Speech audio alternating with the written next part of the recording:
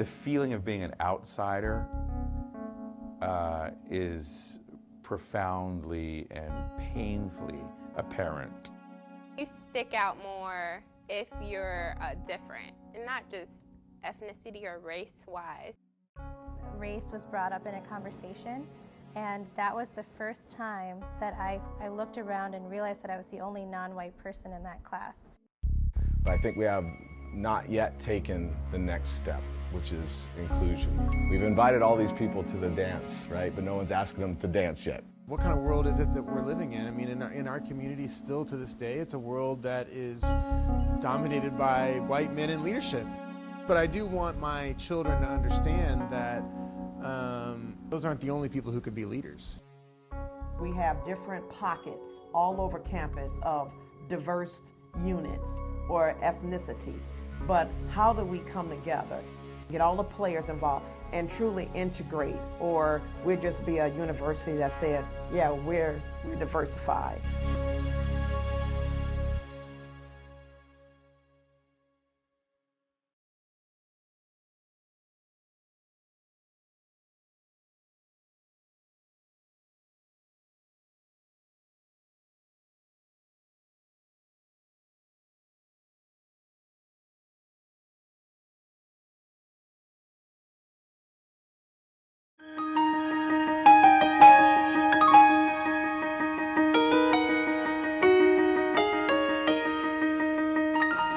It's hard to be the only black student in most of my classes. I mean, there are some students in class, they treat me so differently just because of the color of my skin. And then there are others, they just ignore me. And I don't know which is worse. I wouldn't say that VU is diverse enough, and I think that that causes a lot of problems. It causes a lot of misunderstandings between people, as it has in the past. People who don't know who I am immediately judge me on the stereotypes they are taught about homosexuals, that they're all flaunting and they're all ranting and they're all raving and they all dress like women and they all wear lipstick and eyeshadow. And that's not true. And that's the problem I have, is when people prejudge me based on what they don't, or what they've been taught, not what they know. To my dismay, I find that there has been little connectedness. People tend to avoid what the real world is. What I would encourage is that different groups really begin to work together to deal with issues, so that faculty, staff, community, and students come together to deal with issues of diversity, and then to look in specific detail at what diversity encompasses. I feel obligated to create a classroom that will not only examine peoples of other cultures, ideas from other cultures, not only learn to tolerate difference, but also to embrace difference and celebrate difference. As we began to put together the ideas for this video, from focus sessions and interviews and class members, fall and spring, we got a clear idea of how to begin, how to use the opinions and information and scenarios, but not a clear idea how to end this video. And then we realized there was no way to end it because there's no end. I decided to do this video because I know what the university's policy is as far as diversifying the campus, but I also know how I'm treated here every day. I just want people to realize how their attitudes and actions affect other people. Because one day you might be the member of an out-group and you won't want to be treated like me. For me, the most important part of this video is showing an appreciation for other people. There are so many fascinating, enjoyable people in this world that getting to know somebody different from you can be one of the best experiences of your life. Creating a diverse campus is a major goal for this university, which can only be achieved if every student is willing to do their part by being diverse in their thoughts, actions, and beliefs. I hope that by making this video, I have been able to demonstrate to you and to myself what diversity is and how it can be achieved. For me, the purpose of this class was simple. It was about understanding ourselves and working toward an understanding of other people. And although the issues we have dealt with were more complex, Racism, sexism, ageism, homophobia all have common elements of oppression. And that's difficult to think about because sometimes it's easier to pick or choose. These people are okay while those people aren't. Truth is, we cannot be free until oppression is eliminated. And while this may seem a bit overwhelming at first, if we follow one simple rule, it's not hard at all. Love your neighbor as yourself. We have no way to end this video, and truthfully, we don't want it to end. Our hope is that we all learn something about each other and how to take action against oppression. Because unless you do something, nothing will happen.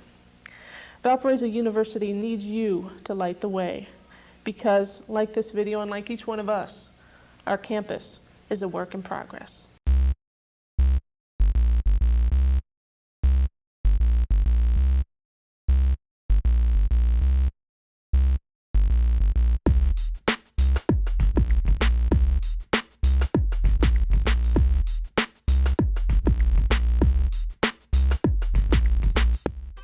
Really, diversity is about valuing others despite their differences. Different individuals valuing each other regardless of skin, identity, talent, or years. D-I-V-E-R-S-I-T-Y. And that's what diversity is about. And it has to be intentional because it's not going to just happen. Prior to moving to Valparaiso, we knew that the city was in Northwest Indiana. And you know, we've heard some things about Northwest Indiana, but we didn't know very much about the town. I've lived in probably 6 cities across the US, and there's no place where we as a family have experienced as much direct racism and where we as individuals have palpably experienced not being welcome. So the feeling of being an outsider is profoundly and painfully apparent. We were recipients of mail that made it apparent that we weren't welcome.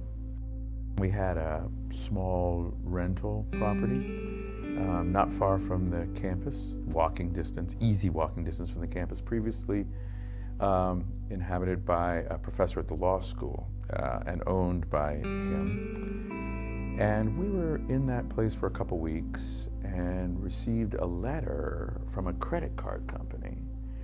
And on the envelope of the letter, it said, it was addressed to, the return address was the credit card company.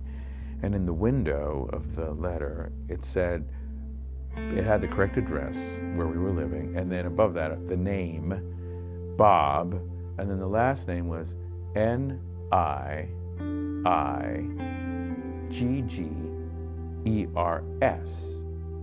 So just that one extra I to kind of throw off any kind of, you know, system to track hate mail.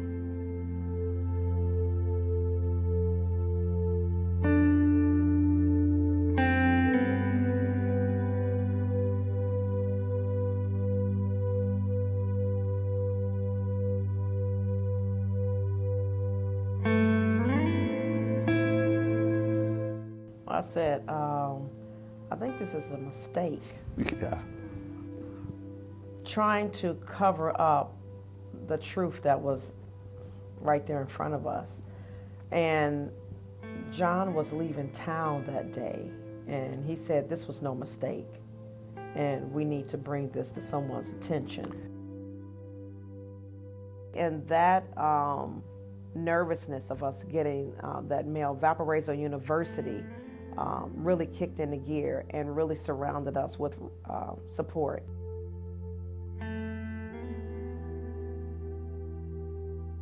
The town is a microcosm of what seems to be brewing in this part of the United States.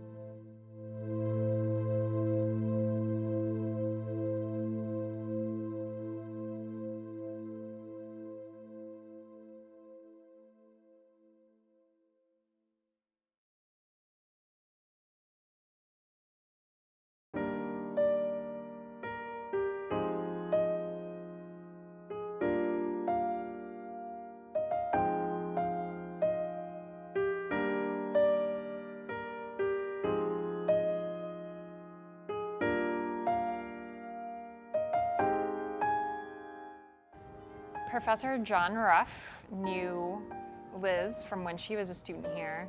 And at the time, I was interested in performance and performance art.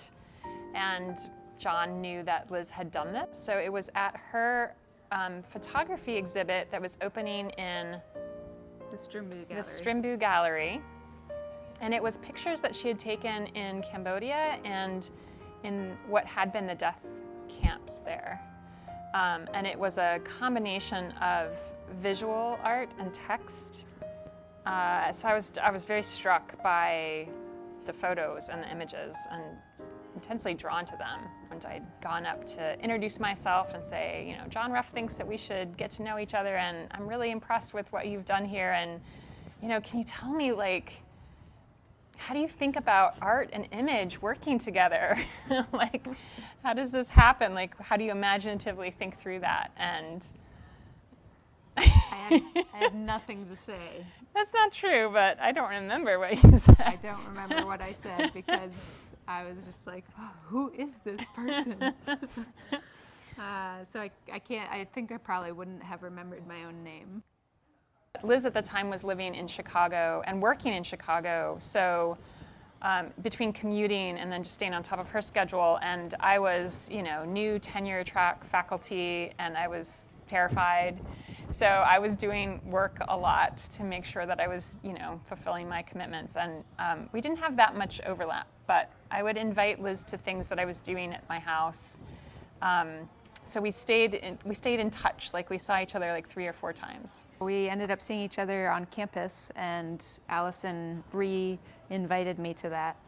And so then I came, it was the third week in July or something like that. 5 years ago? 5 years ago? 6 years ago. 6 years ago. And my craft was to bring my video camera and to film the dust bunnies that had collected in the corners of her house. Not at all embarrassing. Yep. That was the first moment that we felt the lightning bolt between us, though. I was crouched down, embarrassed, like, what are you filming? And I think that, yeah, it was just that kind of spark that she stayed over that night. We stayed up talking, and then we continued to see each other over that summer, and quickly actually realized we wanted to be together. The culture is different as I'm experiencing my first same-sex relationship. And so I don't have the same triggers in the culture that are making me insecure. I do know there are faculty staff that don't feel comfortable being out, even now. LGBTQ folk who are coming from different cultures and don't know this institution, this particular Valparaiso University culture, are much more timid or wary or hesitant, and make decisions later maybe about being out or not. I think the big thing is as we were advisors to Alliance and people recognized us as being a gay couple, that you end up being a resource, whether you want to be or not. So you get phone calls saying, oh, okay, this prospective student, blah, blah, blah, blah, or in this case, it was someone who was applying for a faculty position at the law school and was in the top choice, top 3 choices or something like that. And so she wanted to talk, she was a gay woman, she wanted to talk to someone here who could talk her through what the institution was like and the town was like. And she was married with kids. And at that time, we didn't have national ability to be married, so it was state by state, and Valparaiso University didn't have partner benefits. So it was really hard to tell her, actually, this fundamental thing that you will need, you won't be able to get.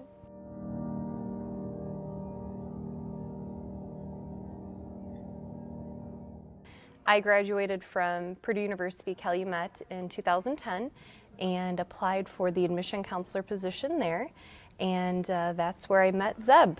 We would have to work together on different projects and attend different events, and just hearing Zeb talk and the way he presented himself was very attractive to me. And we slowly started to build a relationship together, and before you know it, we were dating. Once my friends knew that I was dating Zeb, some of them didn't talk to me anymore, no interaction. My family at first, I think, had to, take it in for a moment. One of the questions I asked her, I said, is your family racist? Do they ever use the N-word when they're talking, interacting? And she's kind of like, no. And I said, are you sure? And she's kind of like, no. So I was kind of pushing the issue. I said, before we make it official, let's meet your family. And the first time that I went in to meet her grandma and her auntie, we were sitting at the table, and they kind of, hey, how you doing, Grandma? And Grandma was kind of like, well, we don't deal with colored people. And so I kind of looked at my hand, and I looked at Grandma's hand, and I said, oh, you have a color too. Can you elaborate? And she was just like, well, we don't deal with colored people in this fashion. It's okay if we see you out and about, but to be in our family and things like that, they're kind of totally against it. Also for me too, with the aspect of how people will perceive me being white and my boyfriend is black. So I think initially when I, spoke of Zeb, some people knew who he was, some people didn't know him, and when they met him, I felt at times, people's eyeballs got a little bit bigger. But, everybody, for the most part, I haven't had any issues, and they've been welcoming. Well, some of my mentors was very concerned about me coming to work at Valpo just because they said it's predominantly white. There's not a lot of people that look like you out there as smart and intelligent as you are. I don't know if Valparaiso is a place that you want to work.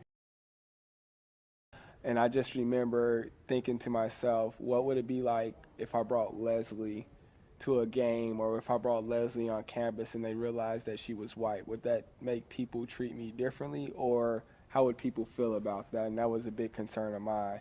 And I remember the first time I came to a game, Charlie Gillespie and Dale Gillespie invited me to the game.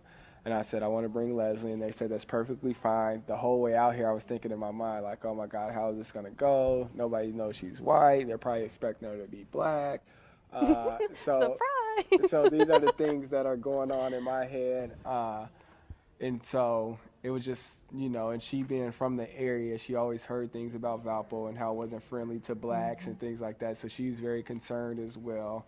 Another concern of mine was that we're going to get married because we're engaged, and we're going to have a kid one day, like she alluded to. But how do you send your kid to an institution or the K through 12 system when they're not going to see anybody that looks like their father?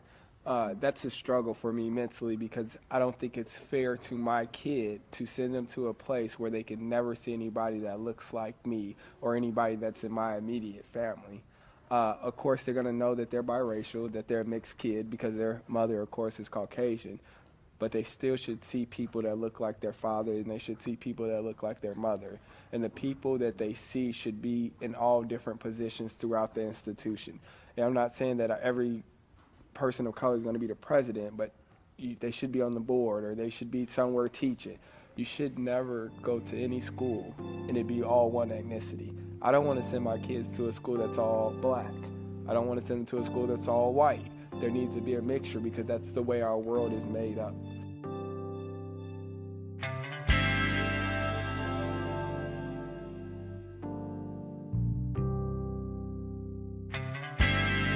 Chicago really profoundly impacted me.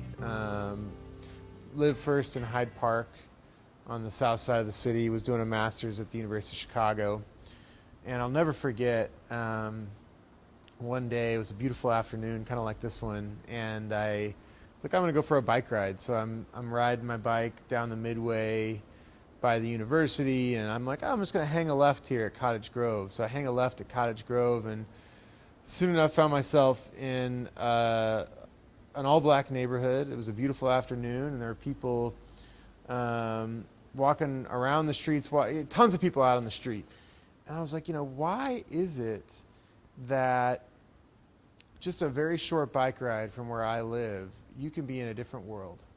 In a world where clearly, these folks have a different set of opportunities and a different set of daily realities that they are dealing with. And so why is that? And why is it that the people in my world seem to be sort of at peace with it?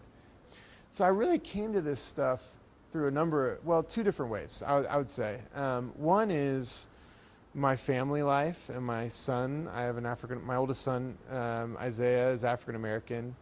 He came to us as our foster son, and we adopted him a couple years after that. He was 4 when he came to live with us back in 2011. Now he's 8 years old, so he's spent more than half of his life with us. When Isaiah came to be part of our family, we had to start thinking through really carefully, what is his experience going to be like? What is his experience of this neighborhood like? What is his experience of that school like? I remember one of the first days I came to pick him up, one of his friends at school, this preschool kid, said to me, who are you? And I said, oh, I'm Isaiah's dad. And he said, no, you're not. And I said, yeah, I am. What do you mean? He said, well, he's black and you're white. You can't be his dad. So we realized early on, having Isaiah at that school, what a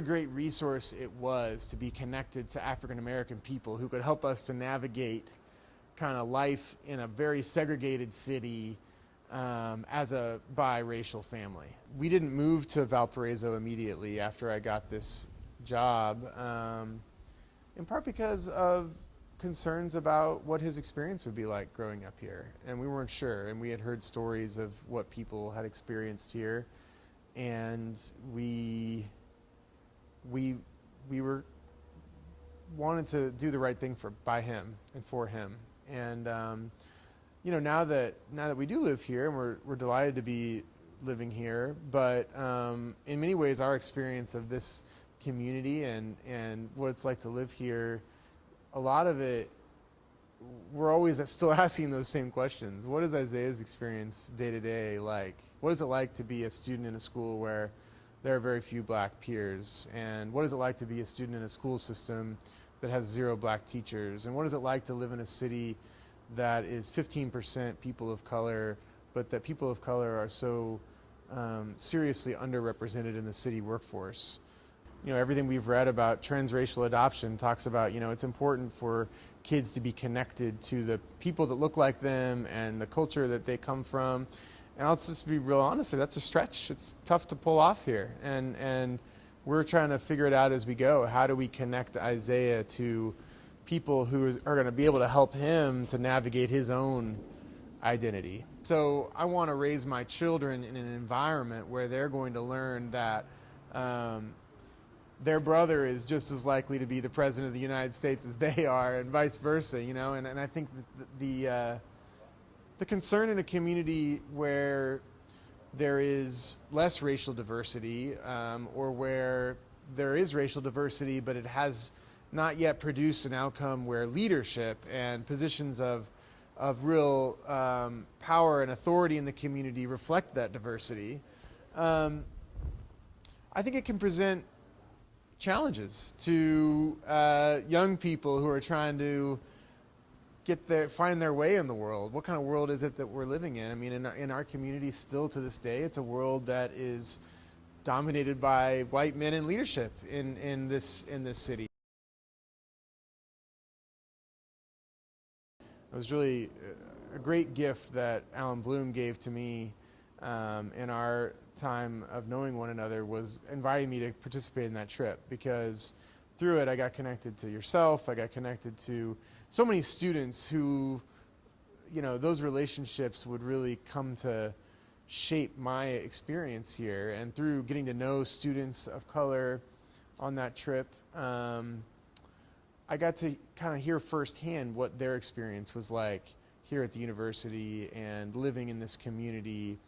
And that then shaped me, and I thought, well, how can I be a person here who's a true ally, and what are the kinds of things that I should be teaching? The stories that they learned about in my class are stories that we're a part of those stories. And when you get out of the classroom and out into the world and you participate in a recreation of that historic 1965 march, or when you hear from the people who were there, you feel like for a moment you're kind of experiencing a little bit of what it was like in the 60s when people on the train were coming from the trains to the March on Washington, singing freedom songs as they walked and as they rode in those train cars, and that experience of solidarity really with people from around the country who share your concern and interest in these kind of key issues of justice and equality in community. And I think this experience, and my experience both in 2015 and 2013, was that the students really do come away with a stronger sense of that, which is really powerful.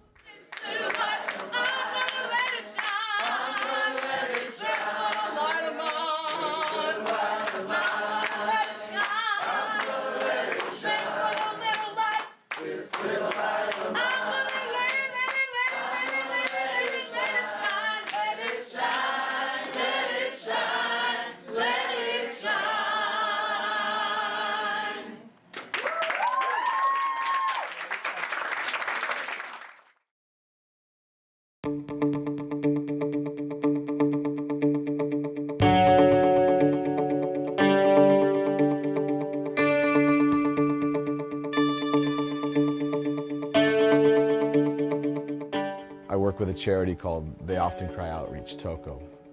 It's a charity that uses sport to enhance some needy kids around the world, particularly in the Caribbean. So I was on the island of St. Lucia doing a clinic, soccer clinic.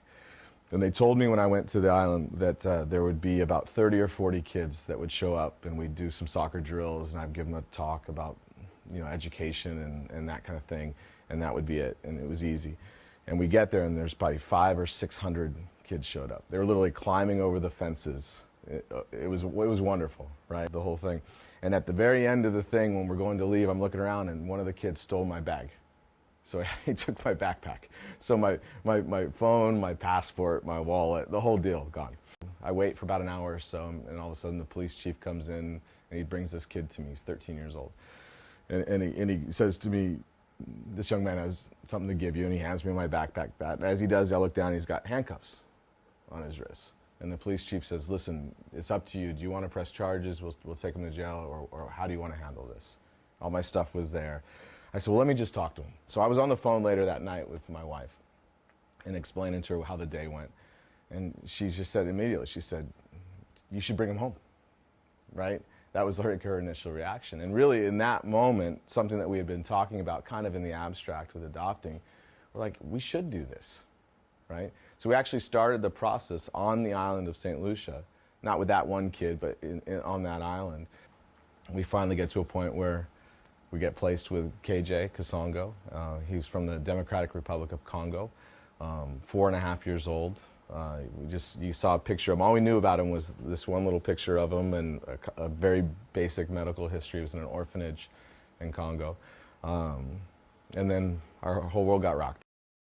He's now 7, and he's starting to come into his own a little bit as a person. And he's recognizing that he's maybe different than us, and he's different than the classroom that he's in. He's different than the town that he lives in. So we're going to keep dealing with all of that stuff as we grow up. And we're certainly, I tell everybody all the time, having a black child in my house doesn't make me a race expert. I certainly don't know all that I need to know. And there's some things that I literally cannot help him with. But he's lucky, and I'm lucky, and we're lucky because, again, for us, it comes back to our team. I've got all these kids that grew up in an environment just like him and look like him. And so we have some connections that we can make.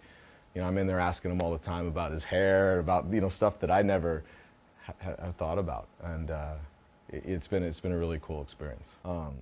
I do know that he came home one day early on and asked me if he was black, and I said, "Yeah." He's a very dark-skinned boy. I said, "You're black for sure," and he said, "I want to be like you. I don't want to be black."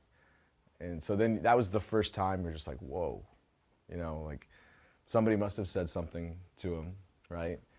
We've had plenty of things where we go to pick him up at school or pick him up at daycare or pick him up from a friend's house, and the look is like, he's with you? We walk into restaurants and you kind of get a stare, and we're immune to it now. When we first got him, we were a little bit more sensitive to that. But I think we've all kind of grown past it. You guys don't even realize, I don't think, the impact that you have around campus and around this community just by being who you are. I mean, we live in here and we're comfortable in our own skin and we're comfortable in our own team, and we don't even really see this stuff anymore in terms of our diversity and our uniqueness. But we certainly represent it when we go off of this little comfort zone in here. And it's just like the game. It's why our team is perfect for it in some ways, because each of you brings something special to the team from wherever you came from. Whatever your physical capacity is, whatever your background is, whatever your strengths are as a player, each one of you brings something special to the team. We can't go off and fight battles on our own. We can't fight amongst ourselves. We have to stick together through the tough times. We handle that kind of business and we let our gifts out and we work together as a group. Nothing can stop us. Absolutely nothing can stop us. All right, let's do it. Let's go. Let's go. We were on the road and we were playing a game, and one of the players in our team was referred to in a racial slur. He was called a monkey by somebody on the other team. How are we going to respond when these kind of things come up? Because that was the interesting part of it. I was intrigued and in some ways, in an ironic way, touched at the reaction of everybody on the team. Myself, my staff, all of the players wanted to stand up for their brother, their teammate that was being offended. 6 months later, in a spring game up in a different place against a different opponent, and all of a sudden one of our Hispanic players gets called a name by somebody and actually gets spit on by a player from another team. And fortunately, we had learned a little bit from the first time, and in that second occasion, it didn't become a fight, but it was still a very angry and volatile situation.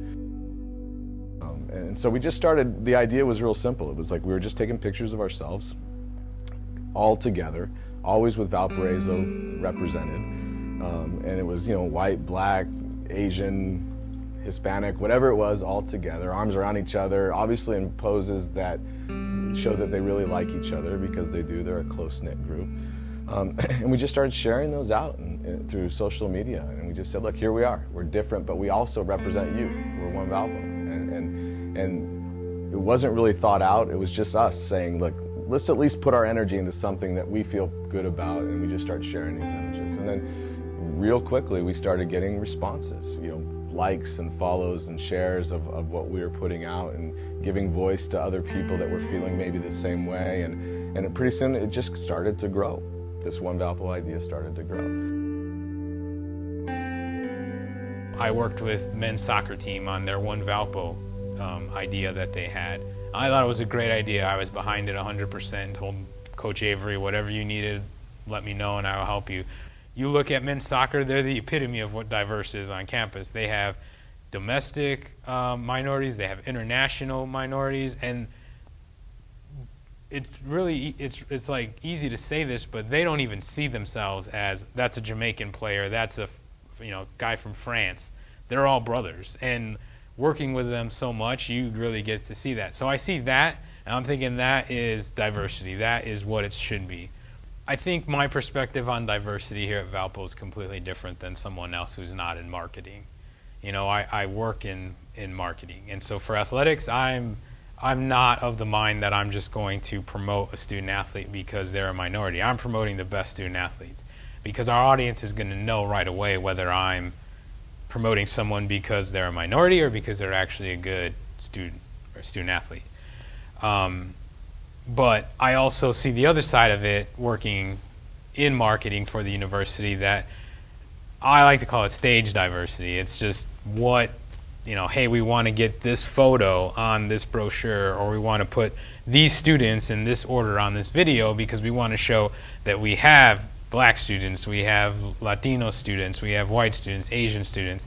The fact that you have to push so hard that you have diversity and you're doing all this stuff to try to promote how diverse of a campus you are you really that diverse? I remember one time seeing on a wall, it was talking about what they want to promote, and it said people of color. And I thought, now you have to write that down on a board to say that we need to promote people of color. Now to me, that's just not right, that's not right, So you ask me what I see about it, I see everything. I see that there is some stuff that is genuine on campus being diverse. You're going to have some of that when you just have minorities on campus and people of different backgrounds. But then I also see the other side of it, which is you're trying too hard to be diverse. So I think as the city itself gets more diverse and more accepting of minorities and people of different backgrounds, I think the university is going to have an easier time doing that, because then you're going to have stuff that caters to those other students that, maybe now they don't have to go somewhere to get their hair cut. They can get it done in Valpo. I don't have to drive to, Lake County to go get Mexican food or go to Mexican stores because they're in Valpo. So again, that's stuff that I've seen over the years that I think is just, that will help the campus itself.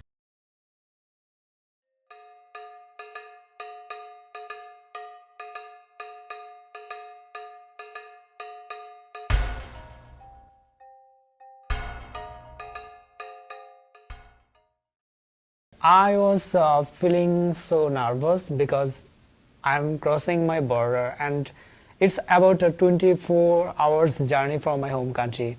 And I was also feeling anxious about the environment of this institution because I am now competing in the international platform now, because previously I was competing in the domestic platform. And English is not my first language. So I was worried about how I will cope up with this changing environment. This is my first time to America. My first time to see the whole Chicago. It's similar like the big city in China, like Beijing and Shanghai, to us. Yeah. Maybe our first meal is in the subway. Yeah. I told them, I'm sorry, I'm an international student. This is my first time to eating in America, and they are very kind, and they helped us to order the. We don't know how to order the menu. How to order, because I can't read that read that word on the menus, so they have patience and help us.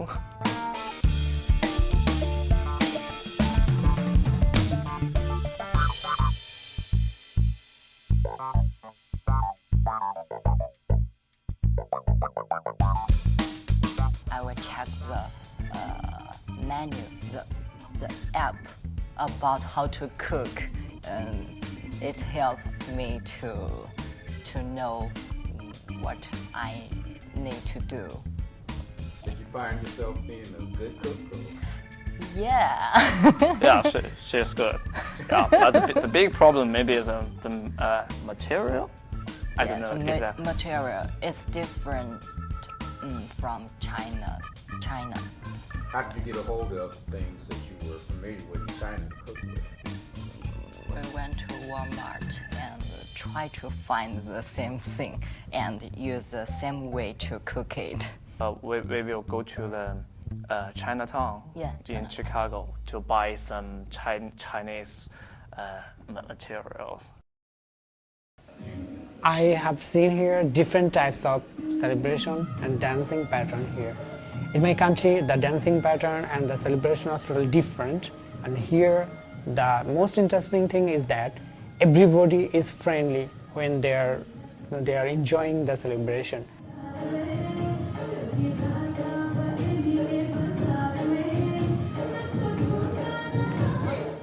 I sang last year, and we also danced. So it's a whole different experience. It's not always you dance with or sing with your friends. Sometimes different people come with you. Sometimes you have to ask people to do it with you. So you have to be very patient with that. And then again, you meet new people, and you just have to be very open to new cultures.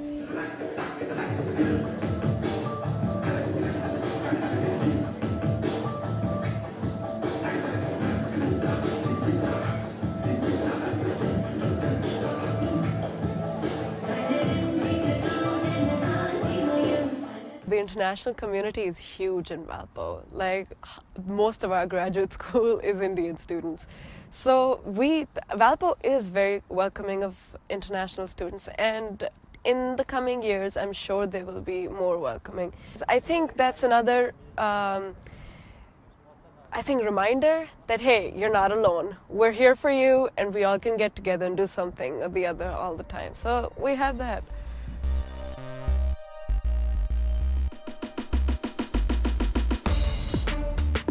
I've had experiences where, people talk about the student groups in the OMP, and all they like to say is that we're known for having fun. And you want to get educated on Latinos, you go to Live. You want to get educated on black students, you go to Black Student Organization, etc. When in reality, it's more than that, and that intersectionality that we have with each other, with the different organizations that we have on campus. So it's more than just learning about what being a Latino is. It's how does my race play in action with, or share commonalities with, a Black student, an Asian student. Latinos in Valparaiso for Excellence, a student organization where people get empowered to pursue higher education after a bachelor's degree. It's an organization where they can provide service. It's an organization that you can get resources like scholarships, internships.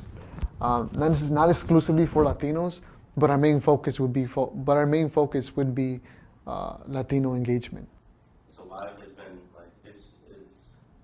it's very important to me, and I hold it very high as far as in my life, because it really, along with the OMP as a whole, it really helped turn my life around in college and helped me become remotivated and proud of what I'm doing here. Bringing two groups together to learn, to educate one another is really important, because then from there you can start to teach others on campus who may not be involved with OMP, and then that can spread to not just the campus community but the community as a whole, and then that just spreads further and further, and your influence just becomes enormous.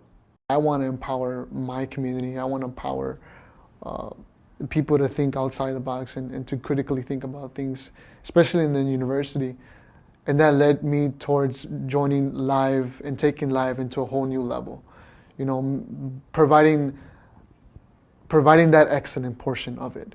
So focusing more on engagement and empowerment of Latinos here in Valparaiso.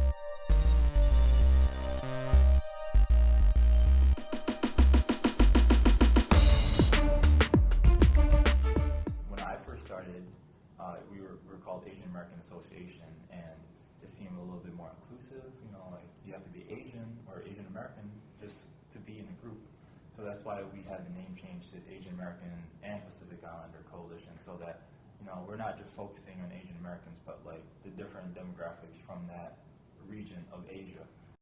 We try to reach out to as many people as we can, and we even advertise ourselves as, it's not only for Asian Americans, it's not only for Asians, it's not only for us, it's for anyone who appreciates Asian culture, who wants to get involved and try to educate campus.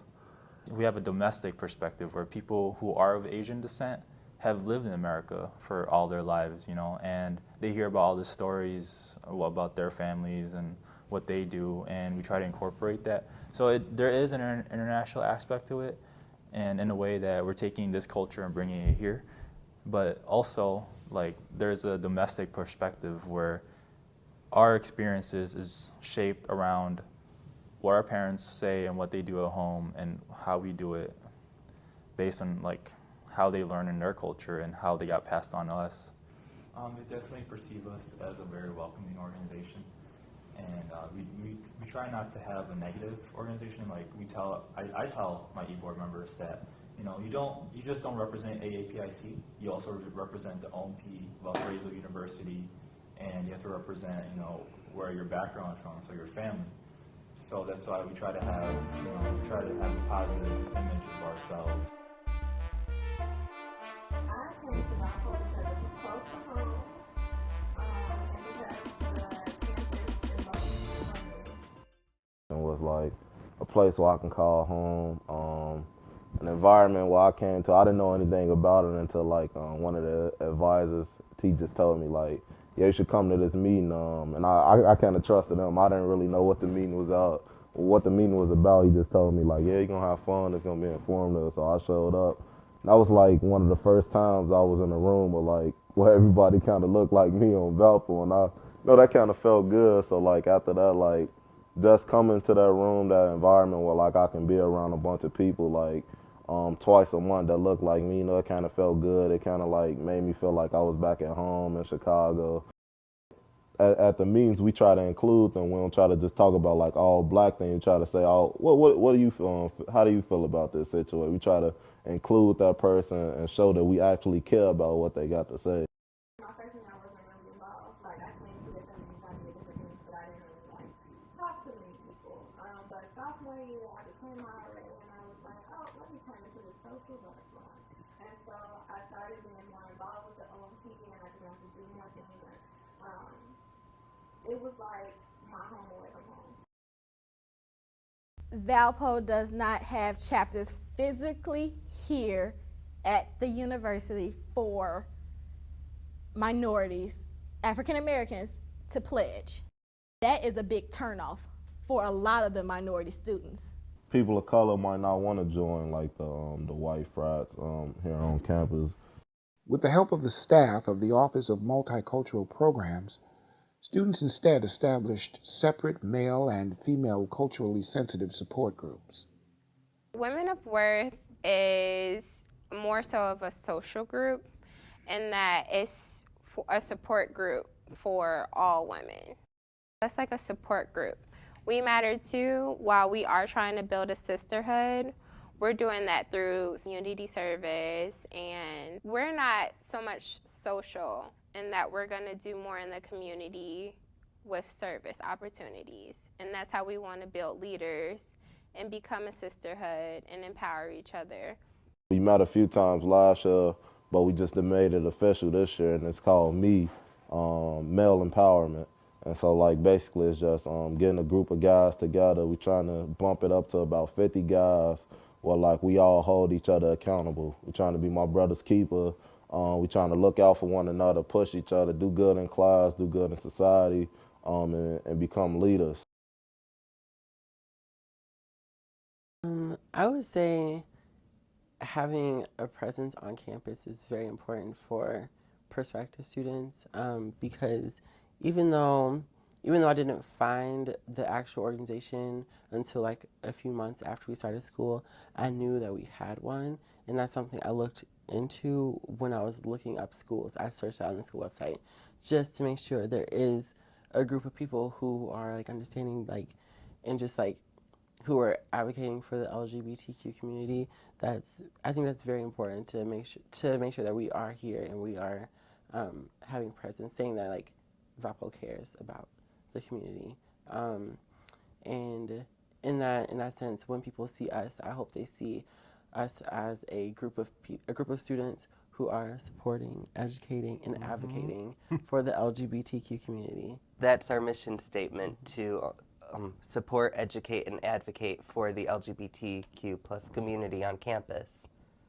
And and we do that all sorts of ways. We support in our general meetings and like during social events. We have educational events all year long. And we've also done a lot of advocacy for the queer community on campus. I helped organize Valpo's first ever drag show. Yeah, which, I mean, a lot of us had talked about like as something we wanted to do in the past. We just never thought it could ever happen at a place like Valpo. But then the union reached out to us, the Sahara Union, and they're like, hey, y'all want to do a drag show? And we're like, yes. And then since I was basically the only person who knew anything about drag, like I was in charge of putting the whole thing together. Oh, it was amazing.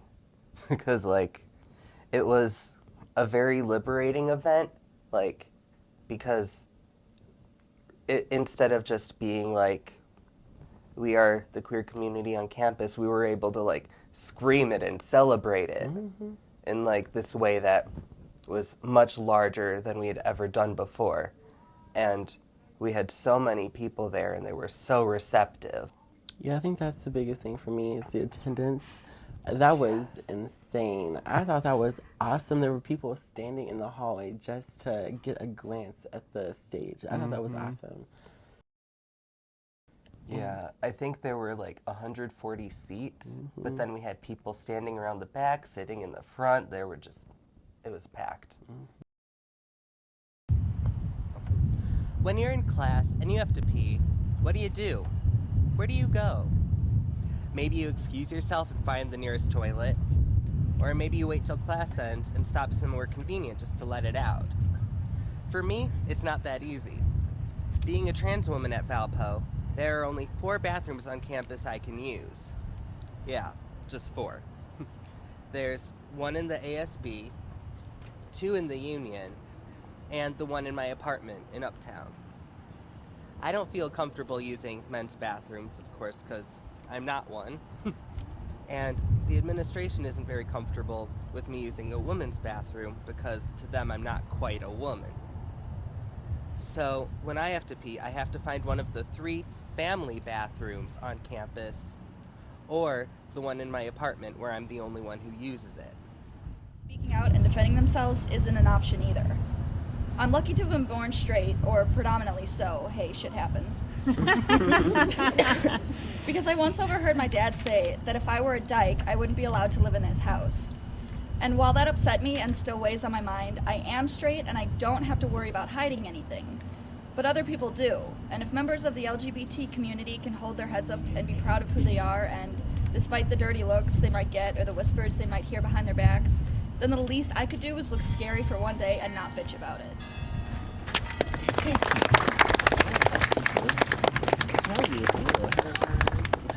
I was very, very glad. I thought we had a great turnout and people were like very interested and yeah, I was happy. We both have strong personalities and we both know who we are, and I feel like we came here this way. So it's like just like not really caring what other people think. But there are people, I know there are a lot of people who are in the closet and who don't feel comfortable. If you see something or if you want to do something that you want to do, just do it, because I mean, who cares if somebody doesn't like it, and who cares if it's not the norm? So,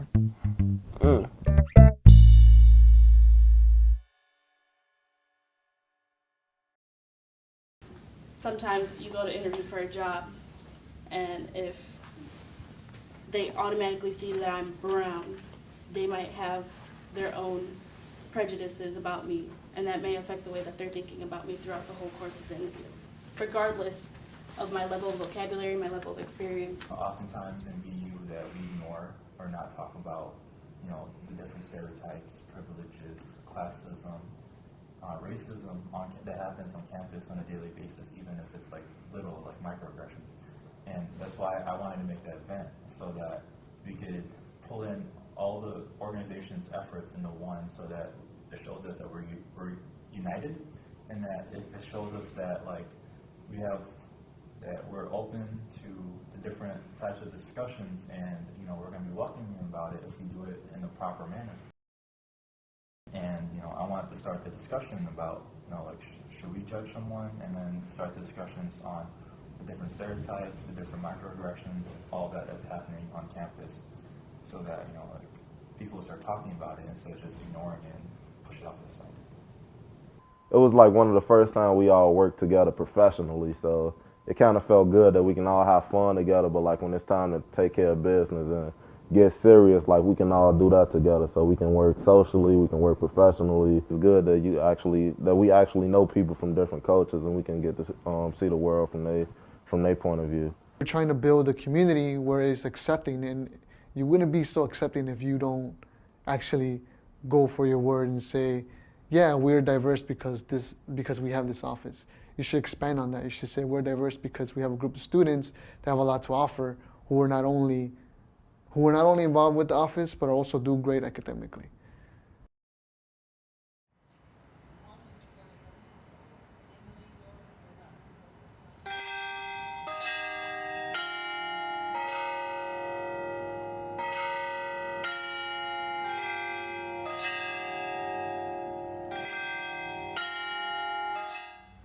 certainly there's been an increasing diversity in the student body. And more students coming to Valpo from non-traditional backgrounds with non-traditional stories. So in the last 3 years, say, I have had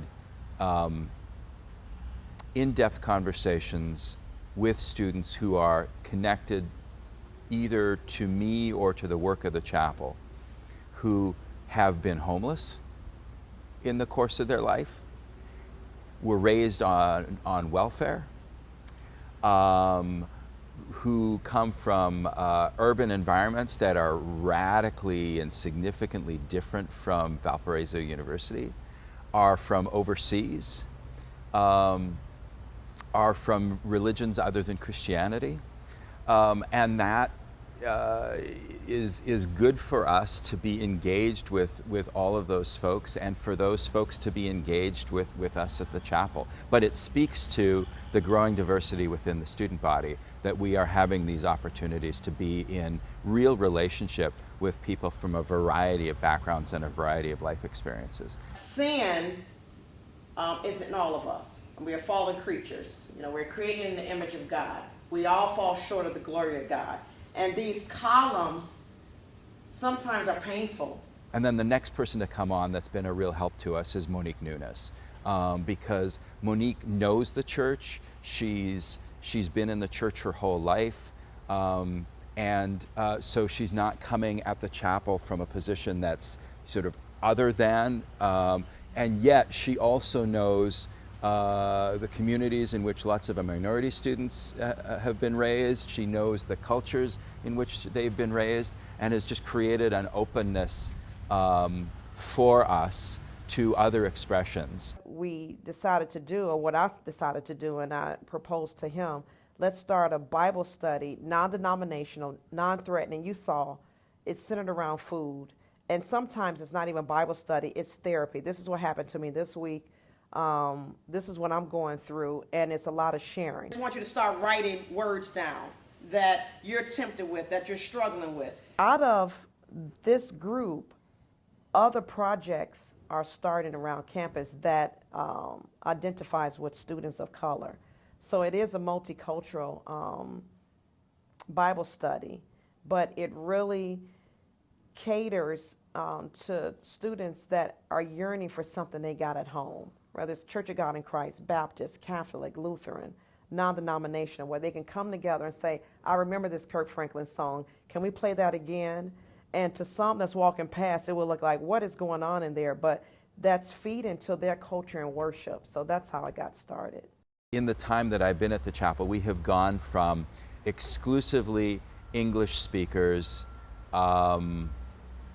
almost exclusively white, maybe even exclusively white, to students who are actively involved at the chapel, on chapel staff, regularly around the chapel, for whom their first language is not English, who are African American, Mexican, Indian, from Mongolia, I mean a variety of places around the world, and various cultures within the United States.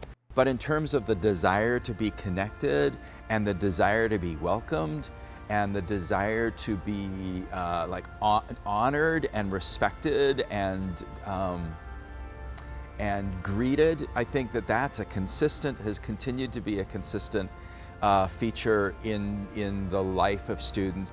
But it signals to other students that there is a place of welcome for them here. And you know, it's good to walk in the door and see someone who looks like you, or understands your culture, or at least is aware of the circumstances of being here at Valparaiso University. So you came here, you were a black female on campus. What did it feel like? Honestly, at first, I didn't really realize that many differences until my actual first day of class. I think you don't realize the differences until you step to a class, and then most of my classes, I realized, oh, I'm the only black female in here. And then when you go around and where are you from? And I'm from Gary, Indiana, and we all know the stereotypes that people have on Gary. So one girl actually asked me, like, had I ever been shot before? And, oh, it must be a pretty tough city, and et cetera. So it makes you feel like, okay, these people really don't know you. So then you get that pressure of you have to kind of stand up for not only your race, but the place where you're from, so people realize the stereotypes and statistics aren't the truth. When the topic of African American culture pops up, I just sit there and I just wait for somebody to say some type of ignorant answer, because it's always going to happen. They're going to have a certain opinion or something like that, and then they always look at you. You know, all eyes are on you when this topic comes up, for you to speak upon the whole African American community. Like, I am the person you go to to ask about the whole minority population on this campus. So, yeah. It's overwhelming sometimes when, like, you're just the only colored person there. And I think it's interesting how so I get this feeling a lot that just because you're a person of color of a certain descent, suddenly that makes you an expert of everything that has to do. So people ask me, oh, I've got a question about China. I'm like, I don't know. Or I got a question about Japan. You know anything? Carl, you're Asian. You know anything about that? And not even students, but even like professors will ask me, hey, Carl, you're Asian. I'm sure you'll enjoy this or something. I'll be like, oh, sure. We get a lot of students that might be from areas that don't have a lot of diversity. They're not used to interacting with people of different faiths, different cultures, different walks of life. And every college sees it as an opportunity to give those students that kind of an experience. And Valpo, they might recognize, we might not be as diverse, as people that come from like areas that we've come from, and they're trying to do so. There's opportunity there for students to get involved if they want to. That's any student on Valparaiso University's campus. Again, it's about taking the initiative and doing so, and then diving in 100% and not just 50%, not 75%, but you have to put your all into it. We do a good job at initially inviting people to join us here at campus. It's just making it more inclusive in general and to find ways to cross those barriers. And I think that would make us a better school overall. No one person can know everything that goes on and really appreciate all the work that different students are doing, because there's just so much. But being in Student Senate, you can see a glimpse of a whole lot that is going on because of the different students that are involved and that come to us. I feel like there's certain individuals and groups that are very conservative, and they don't like to see change, and they see all this, and they see like an increased enrollment of colored individuals on campus, and they're gonna complain about it. We can only do so much. I mean, there's others that have to be willing to get on board with us and educate themselves on what the issues actually are and what needs to be done to make a difference or to change things. And if you look at the numbers, we know that right now we're most successful at diversifying the student body. We've been much less successful with the faculty, and we have been less successful with the staff, and certainly also with the higher administration. We've got work to do at just the level of recruiting diverse talent into the institution, especially on the employee side. It's not just about getting people here, because it's one thing to hire somebody, and it's another thing to make sure that this is a place where they want to stay. And so I think we have work to do on that front too, at both the level of I think our retention at the student level is okay, but I think we still have work to do at the level of on the employee side in terms of making people feel like this is a place that they want to be. There's no question diversity is happening to us. Diversity is happening to the nation. Diversity is happening globally. So then, since it's happening, we need to figure out what does that mean in terms of the kind of environment that we create and the kind of infrastructure that supports it. Most of the residence halls on campus have community bathrooms. And when you're transgender, using a community bathroom is not safe. It's not comfortable. It's just a horrible experience. So they really need to work on something for trans students so they can live with someone who they're comfortable with.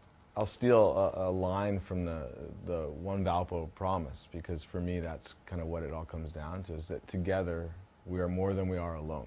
In my little world of my team and my locker room and my family, that as we've gotten more diverse, we've become better. And so I think my experience says that the more diverse we become, the better we get. And I think that would be true if we expanded it outward. My thing with diversity is pushing for inclusion. We need to encourage people to step outside of their comfort zones and encourage them to go and meet other people. Because having that diversity here means nothing if those people aren't aware of it, or if they don't acknowledge it, and they don't learn from it. And so I just find it kind of funny how they preach, diversity, we embrace it, we celebrate it, but then when you step on foot on campus, you don't really see them putting, supporting what they're actually preaching to people, and I think that has to change. Valparaiso University has done a 100% great job at diversity. We're about 10% as far as integration. We have different pockets all over campus of diverse units or ethnicity, but how do we come together? And MLK is one day where we all come together, but we need to, and I've said this before, get on this race, get all the players involved, and truly integrate, or we'll just be a university that said, yeah, we're diversified. We have to get a diverse pool of candidates, applications on the table, and go from there, or we will continue to see faculty especially not represent the student body. I would like to see people in senior administration have people of color. I would love to see senior administration have different sexualities. Once you have that start to happen, then you can have positive effect, and then you can have an inclusive environment. That takes time. You're going to have to recruit the people. After you get them here, you're going to have to retain them. So that doesn't just start with bringing outsiders in. That starts with working with the people we have currently here to change some of their mindsets and their cultures. As we go from this transition, through this transition of becoming an increasingly diverse campus, how do we not just become a campus that's very diverse but also very segmented? How do we become a campus that's diverse and fostering a kind of flourishing life in community with people who are in fact different from you? In my view, if we do well by this question, in 5 to 10 years, we will be living out our mission of a university founded in the Lutheran tradition, where people of various and diverse backgrounds come and meet and work together. And we will have not lost sight of any of those things, and we will have figured out not only how to think about the fact that the Lutheran Christian identity of this institution is an asset toward diversity, but we will have, I think, maybe equally critical, if not more critical, we will have figured out how to communicate that in a convincing way to people who share none of the antecedent ideas that contribute to that vision. I think Valparaiso is well positioned, the university is well positioned to be a leader, and I think that continuing commitment and continuing investment and continuing intentionality will get us there. I think that Valparaiso is surrounded by kind of an atmosphere of people have to help people, and that's how things get done. And in order for anything really to happen, students need to start becoming actively involved, and I don't know that I've seen that to this point. There's still people who are scared, and it's fear and ignorance, and it's fear of the unknown. And by having more people out, I feel that everyone will then get a chance to meet someone, and you dispel the fear and you dispel all of you dispel the problems and the ignorance that they have, and you're trying to educate them, I think. The challenges of diversity at Valpo continue.